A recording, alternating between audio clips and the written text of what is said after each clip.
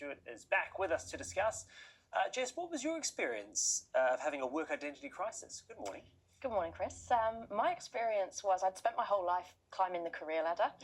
What I didn't realise until that ended was that it had become central to who I was. So when my role did end and I stepped away from my career, there was this big question of, well, who am I now? And do I still matter if I've not got this title and everything that went with my job? So it's only natural that you can sort of get intertwined in that, right? One of the first things we ask someone, maybe if we've just met them, is, oh, what do you do? You know, that's sort of the first sort of thing. Where did you kind of find that you were maybe on this path that you didn't want to be on?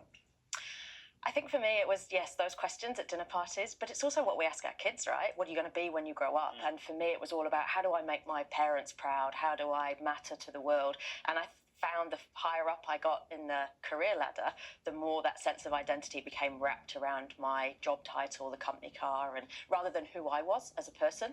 And so it was when I stepped away from my job that really resonated for me, because all of a sudden I was lost. I was lost without the status, the company car, the title, and I realised then, oh my God, that's become who I am, and who I am now without this job. Is it more of a problem for certain generations? The younger generation a bit better at sort of separating things? We're starting to see a shift. I think Generation Z, they are, I mean, it makes sense because they've grown up in the gig economy, right, and rapid market changes. So they don't have a job for life like our parents might have. But we were certainly taught that you get a good job, you climb the career ladder, and look, we spend most of our time at work these days, so it makes sense that that becomes a massive part of who we are, but it shouldn't be everything that we are. All right, so how do you actually maintain a bit of distance, and how is it a case of trying to find some hobbies outside of work, or what, finding many other ways? Yeah, I think sometimes we all want to work hard, and sometimes we throw ourselves into our jobs, and sometimes that can have its advantages, especially if there's things going on in our lives that we want to distract ourselves from. But we've got to have an outlet outside of work. We've got to know who we are, our values, hobbies and interests are a great one, but also making sure that work doesn't compromise our well-being. So we're kind of keeping some in the tank for things outside of work. Work is part of life, but it shouldn't be everything. It shouldn't be our whole life. For some people, that'll be a vacation, right? Like if you're a doctor, for instance, and you love that, and that's sort of all that you're about, is it not a good thing to kind of have that intertwined? Oh, I think if you love your job, that's a great thing. That's what we all want, right?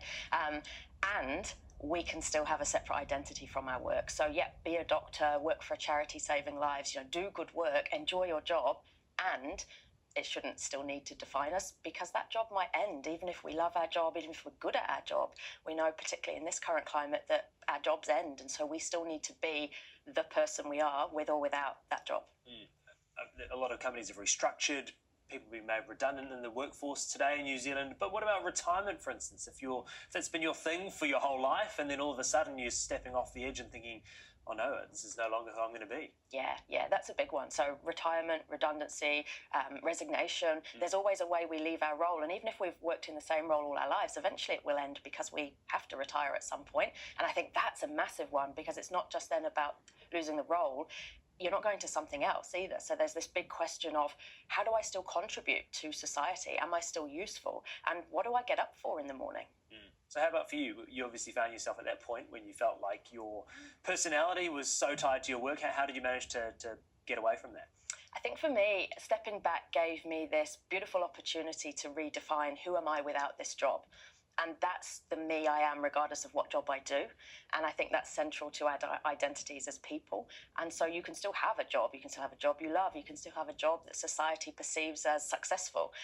And you still know who you are. So when you've got that grounded confidence in who you are and your identity, the job is part of that, but not all of that. So that if it leaves, which sometimes it does, especially in this current climate, it doesn't threaten who you are as a person.